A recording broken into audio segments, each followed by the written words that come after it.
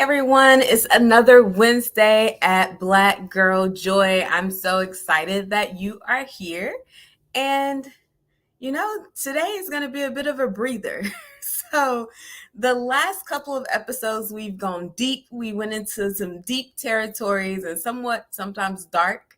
And so, we're going to lighten it up just a little bit today. Before we start, please like, share, subscribe, follow. And we'll go ahead and get started. All right. And remember, you can always leave your comments. So I want to start off by addressing the last couple of episodes we had because they were so deep. So 2 weeks ago, we were joined by Greg Graham, who was a stroke survivor, who is a stroke survivor. And he talked about his near-death experience and how he pushed through and the challenges he faced being having a disability. And it was really deep. So he talked about his experience, and then we went right into last week with Nikki Joseph, and she shared with us her deep and personal experience of losing her mom and how that impacted her. And we talked about the grief process for us. So I want to say that I appreciate you guys joining for that. I know it was thick, right? And if you ever feel like you need assistance with that, I totally support people going to therapy. I am a life coach, and my guests are all sharing their experiences. So, look, we all need some help. So make sure you're taking care of yourself. And as you listen through this, if anything comes up for you, make sure you're addressing that and staying healthy. All right. So in light of all of that, tonight we're talking about the 3 choices. So as I thought about the things we have talked about so far, whether it's Nikki and her mom, Greg and the stroke, or even Miss Jennifer and her fitness journey, being a mom, friendship, all the things that we have talked about, I thought about the 3 major choices you have in your life. And so these are 3 decisions you need to make in your life, and you're either going to make them intentionally, or you're going to just kind of unconsciously make them and maybe stumble around. So I'm going to start with the first one. When I think about what we've talked about, what really hit for me was how to live. So the first choice on the list is choosing how you will live your life. So if we look back at Jennifer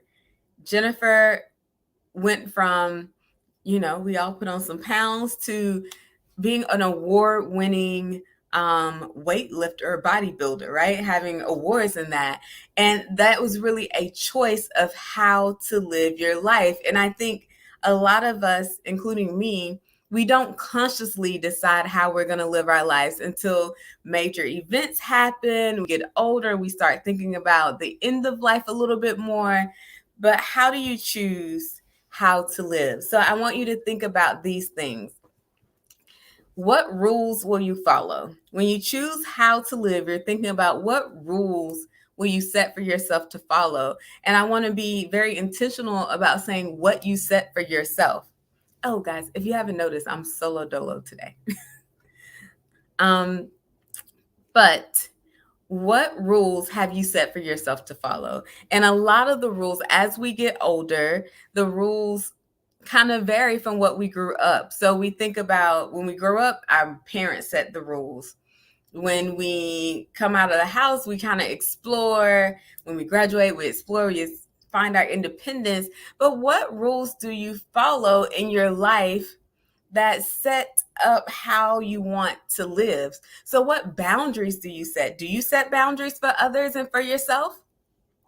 Those boundaries say, how do I want to live? Do I want to live a life where I'm constantly giving to others and feeling empty and drained all the time? We talk with Hope about charity and the joy of giving, but how that joy can sometimes be interrupted by the constant need to give, the constant need to feel wanted or needed, or people asking everything of you because you're always a giver. So I don't know if any of you guys have dealt with that, but what boundaries are you setting? Because those boundaries you set are going to directly correlate with how you live your life.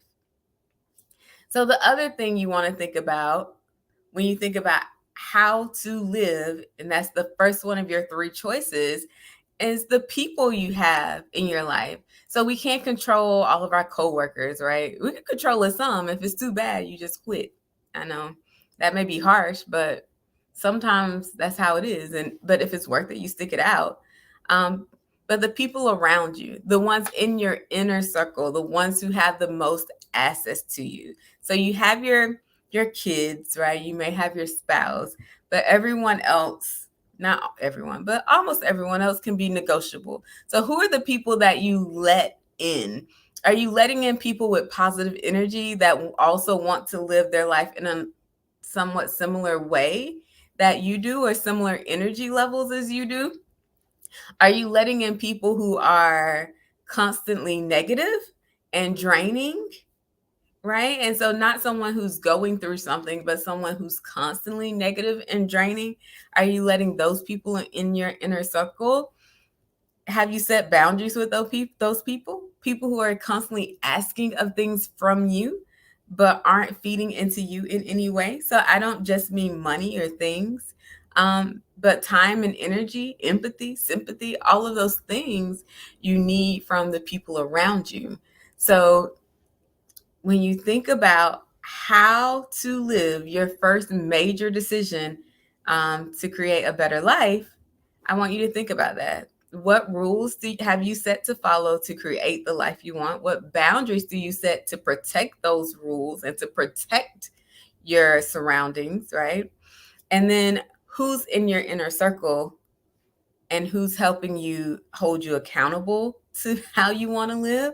Who's helping encourage you, right? All of those people kind of play different roles, and some people play multiple roles. But the first major choice is how to live. So, what decisions, and I hope you guys like jump in the chat because it's just me. um, but what decisions have you made around how you want to live?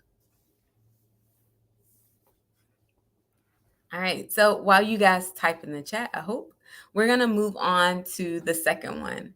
And it's part of how you want to live, but it's a little deeper.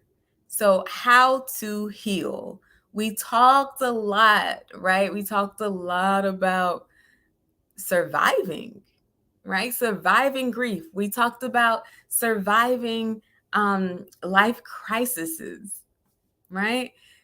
But you have to choose how you want to heal. And I don't think some of us, like me, were taught how to heal or to even acknowledge the healing process, where sometimes we just say, well, we got to keep pushing, we got to move forward, we got to keep going, we don't have time to stop, we have a job, we have kids, and all of that stuff can be true.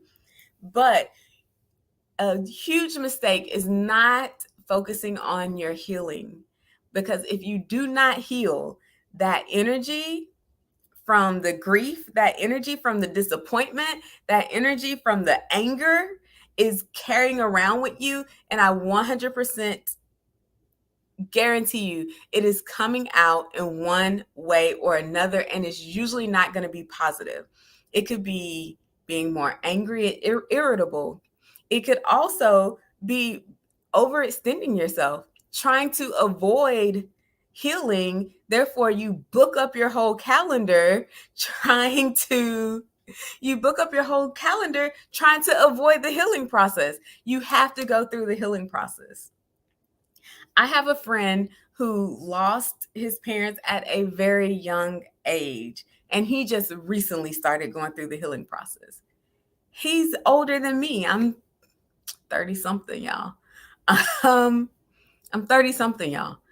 But he's older than me, and he's just started going through that healing process, and it's literally changed his whole experience of life just by being able to heal those old wounds that many of us as kids, it was like you went through something traumatic, and everyone either acts like it didn't happen or they console you for a little bit, but you don't really get ushered through that healing process. And I say everyone needs to choose how to heal, Because if you choose not to heal, you're burying yourself, you're burying your happiness, you're burying your peace. You are neglecting yourself majorly. So the second of the three major choices is deciding how to heal. So addressing it head on, do not hide from it. And you want to confront or you want to soothe, right? So and it's going to be a combination of both. And then decide what really helps you personally. As I said in the beginning, I am a huge advocate for therapy. I'm also a life coach. So I advocate for both, right? But you have to be intentional about healing. All right, so we have a couple of comments. Miss BD, define my personal mission, vision, and goals to try to help me stay focused because I can easily get into doing too many different things. Yes, we do. So when we decide how to live, it actually creates a space where we can focus because we're all over the place. We're inundated with all types of ideas, with all types of perspectives all day long, especially with the internet and social media. But when you get really clear on your mission, your vision, and your goals, you're able to prioritize and you're able to focus your energy on how you want to live and not how Kim Kardashian is living and not how, what did they used to say? I'm gonna tell my age, but you know how they used to say, like, the Joneses, right? Trying to be like the Joneses. You're not worried about that. Once you get really clear on your mission, vision, and goals, then you're walking in your own lane and you're walking in purpose. Thank you, Miss Beauty. Here's another one. I focus on faith and forgiveness, studying what the Bible says about forgiveness and trying to authentically forgive, and therapy helps as well. Yes, so I think that's so important to the healing process. So your spiritual life and journey plays a huge part in the healing process. And sometimes I would say it helps you self-soothe, but it gives you hope, right? So a lot of spiritual work and the Bible and studying and even meditation and all of that stuff, mindfulness, it clears your head and it gives you a different perspective and it can give you hope. Oh, thank you, Grace. That part, live your own life. Live your own life, right? So when you choose how to live, you're choosing to live your own life and not life as defined by others. Have you ever done that? I'll give you an example. So when I came out of high school, my parents did not want me. They did not by any means want me to go to college in downtown Atlanta where I wanted to live. So in that instance, when you're young, you feel like, okay, well, I got to do what they want me to do, I guess, because you don't know, you're unsure. And when I say it took me years, but I ended up going to college in Atlanta, but not in downtown Atlanta. But it just doesn't work, right? You can always take in other people's perspectives and you can consider them, and keeping in mind that sometimes our parents or our elders have different experiences, life experiences, more life experience. So you take that in consideration. You also take in consideration like where their perspective is coming from. And then you have to make a decision on your own. Because at the end of the day, sometimes we end up going in a circle and we learn stuff while we're in that circle. So the circle is not wasted. But at the end of the day, we're like, man, I could have skipped some of that. I could have skipped some of that if I would have did it my way. And you end up avoiding resentment, right? So you end up avoiding that resentment you may have to people telling you how to live and then going along with it. One of the things I learned somewhere was the power of our instinct. And so I have very, very strong instincts that I now listen to them more and more. And you know how you sometimes kind of you go in the opposite direction of your instinct. And then what happens? You're like, man, I already knew that was going to happen because you predicted it. We have this natural guidance to tell us what we need to do. And sometimes we totally ignore it for what someone else says. So choosing how to live is also choosing to be in tune to your own intuition, your own knowledge, and your experience, and using everything else as perspective and a knowledge base to help you make your decisions, right? Okay, so we talked about two. The first one, first choice. You have to decide how to live. That's the rules you follow, the boundaries you set, what you want your life to look at. Number two, you must decide how to heal. You cannot avoid healing. Avoiding healing is, I'm just going to tell you, it's just painful and it's just, I don't know. It prolongs the process. So intentionally go through your healing process. And then the last one on my list of number three is choosing who you are. So choosing your values and character. And it may sound like, well, yeah, I do that kind of naturally. Yeah, but be very intentional about it, because an example would be, have you ever seen kids and they were labeled as, well, that's the bad kid? And so all their life, they grow up thinking, well, I'm the bad kid. And what happens? They end up manifesting that and kind of losing hope in themselves and becoming, well, if they call me that, then I might as well be it, because that's all anyone will see me as. So when I say choose who you are, you may think, well, no, right? Like, I am who I am, but be intentional and be very aware of what you have been told that is playing on repeat in your mind.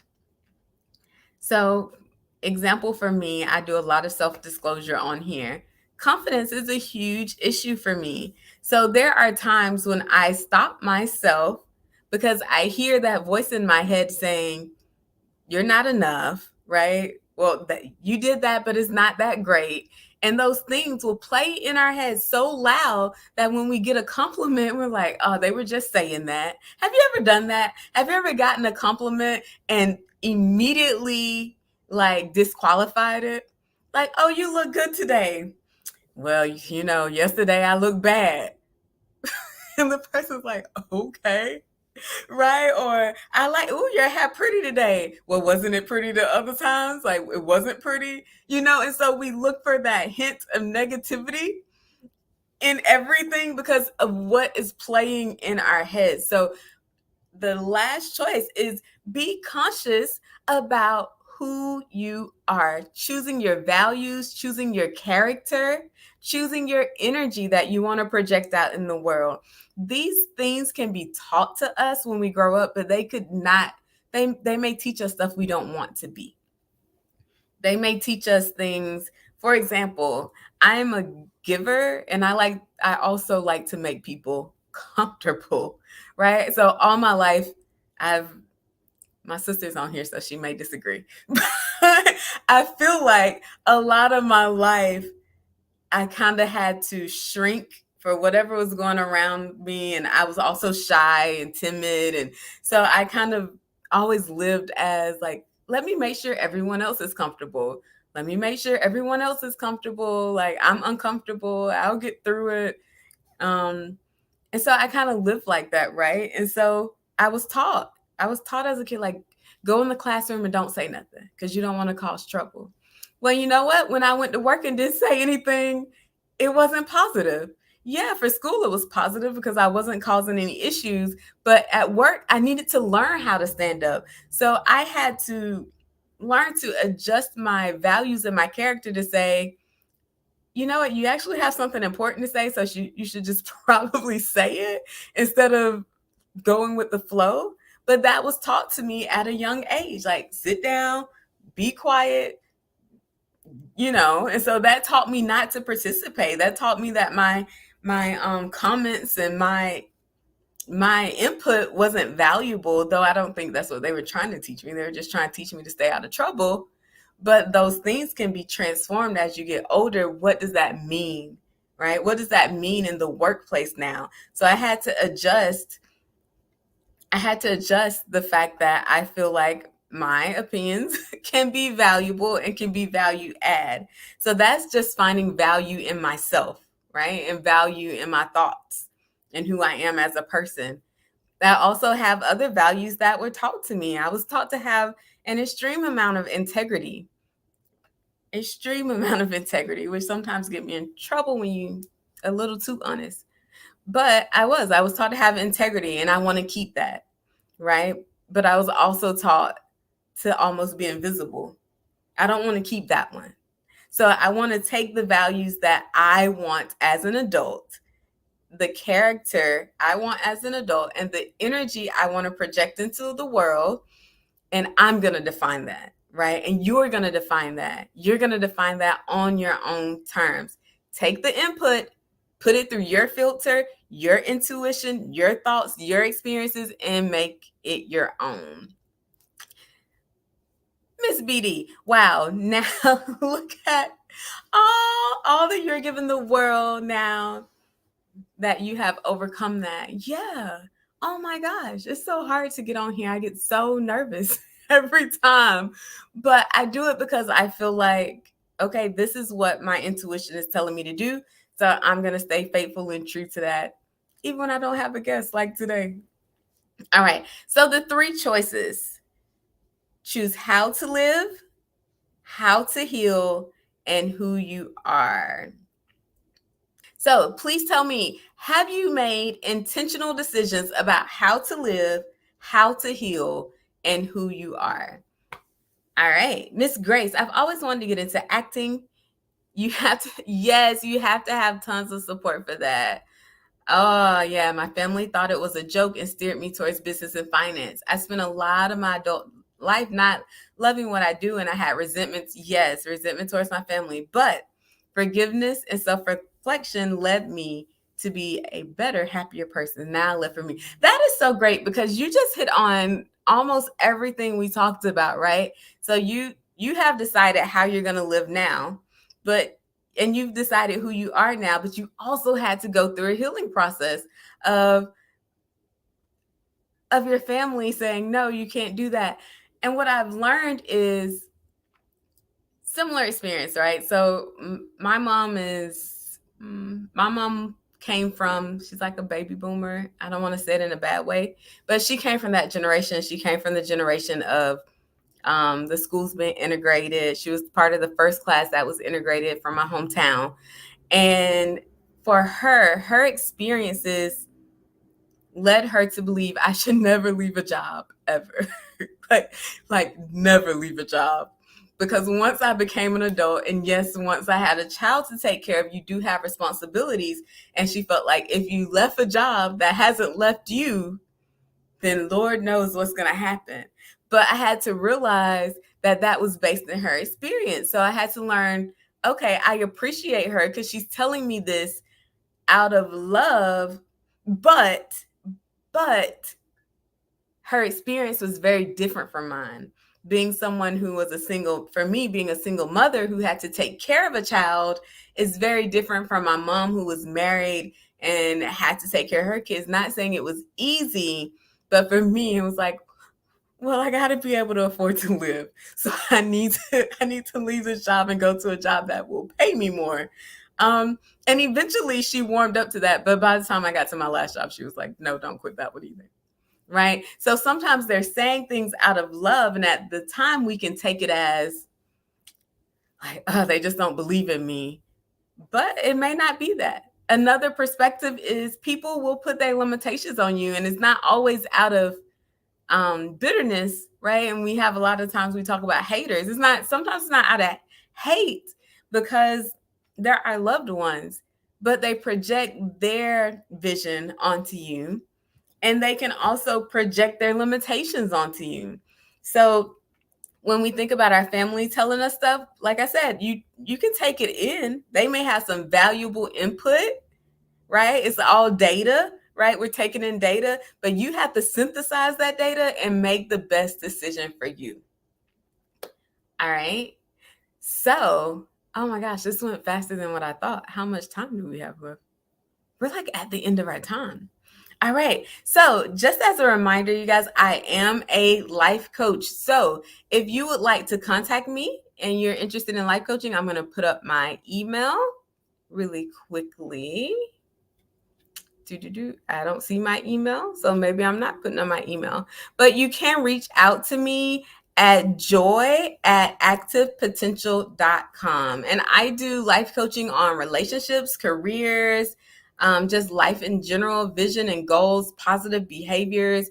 And I mean, it's amazing to see the progress. I just had a client get a new job and significantly increase her salary in a totally different industry. So I am super excited about that. So I love what I do. If you would like a free coaching consultation or a free coaching session, just email me at joy@activepotential.com. So, all right. So we talked about these three choices. Now, our next episode, we're going to have some fun. So I hope you all join us here. It will be me and will be Miss MJ Larkin. I think she goes by Makira. And we will have a special male guest, and we're going to be talking about single moms versus single dads. Because we all know single moms are better, right? Right. Yeah, definitely 100%. And so we're going to be talking about like who gets the most support as a single mom, single dad. What are the stereotypes we face, right? What are the stereotypes men face? Who gets the most praise? Who gets the most praise? But we're going to be breaking down the perspective of being a single mom and a single dad. We're going to do it in a fun way. We're going to, in a fun, loving, lighthearted way. We're not going to hopefully get offended. So we're going to be doing that next. And then I'm planning for other guests. So if you would like to come on, please reach out to me as well at joy@active-potential.com. Remember to like, share, subscribe, and follow. And until next week, I'll see you next time. Bye, everyone.